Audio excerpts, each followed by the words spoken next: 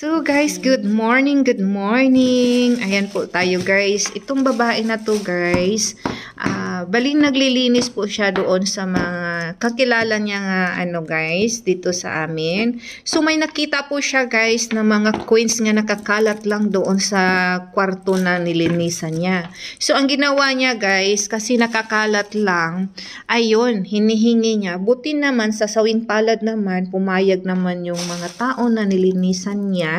Binigay niya dito guys. So masaya naman siya guys. So ngayon guys, na-count na namin lahat ito kung magkano. Nakaabot po siya ng 95 RM. So 95 RM. So masaya naman siya guys sa nakuha namin ngayon. So ngayon guys, papalitan namin. Lalabas kami, papalitan namin ito sa tindahan. So ang balak namin at ang plano namin nito guys, pagkatapos naming palitan, bibili po siya ng panty. Ate, na lang ako ang panty. Panty.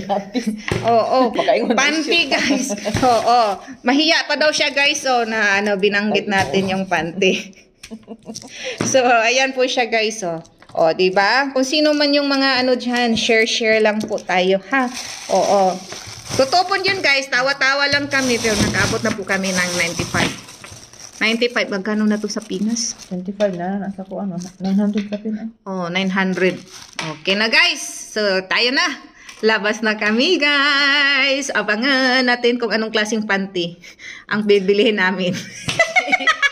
So guys, ito na po siya guys. Nakabili na po tayo ng panty guys sa ini po natin na coins guys doon sa sa paglilinis ng bahay na tinatapon lang sa gilid-giliran. Ayan, at saka yung konting singlet, pang araw-araw lang.